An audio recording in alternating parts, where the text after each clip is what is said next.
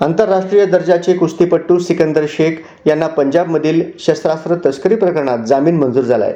पंजाब पोलिसांनी अटक केल्यानंतर संपूर्ण महाराष्ट्राच्या कुस्ती वर्तुळात प्रचंड खळबळ उडाली होती। मिळालेल्या माहितीनुसार पंजाबमधील पपला गुर्जर टोळीला शस्त्र पुरवठा केल्याच्या आरोपाखाली सिकंदर शेखसह एकूण 4 अटक करण्यात आली होती। या 4 तिघांवर या आधीचे गुन्हे दाखल असल्याचे समोर आले, मात्र सिकंदर शेख याच्यावर कोणताही गुन्हा नोंदलेला नव्हता। सिकंदरच्या समर्थकांनी या प्रकरणात तीव्र नाराजी व्यक्त करत सांगितले की सिकंदर पूर्णपणे निर्दोष आहे आणि त्याचं नाव या प्रकरणात चुकीच्या पद्धतीने जोडण्यात आलंय। सुनावणी दरम्यान न्यायालयात सिकंदर शेख हा महाराष्ट्र आणि भारताचा एक आंतरराष्ट्रीय दर्जाचा कुस्तीपटू असल्याचे स्पष्ट करण्यात आले। त्याच्या खेळातील उल्लेखनीय कामगिरीचा आणि समाजातील योगदानाचा उल्लेख करून वकिलांनी प्रभावी बाजू मांडल्यानंतर न्यायालयाने जामीन मंजूर केला। या निर्णयानंतर सिकंदर शेख यांच्या समर्थकांमध्ये प्रचंड आनंदाचे वातावरण पसरले आहे। सोशल मीडियावर त्यांच्या समर्थनार्थ शुभेच्छांचा आणि अभिनंदनाचा वर्षाव सुरू झाला आहे। सिकंदर शेख हे महाराष्ट्राच्या कुस्ती क्षेत्रातील एक उदयोन्मुख आणि प्रसिद्ध नाव असून त्यांनी अनेक राष्ट्रीय व आंतरराष्ट्रीय स्पर्धांमध्ये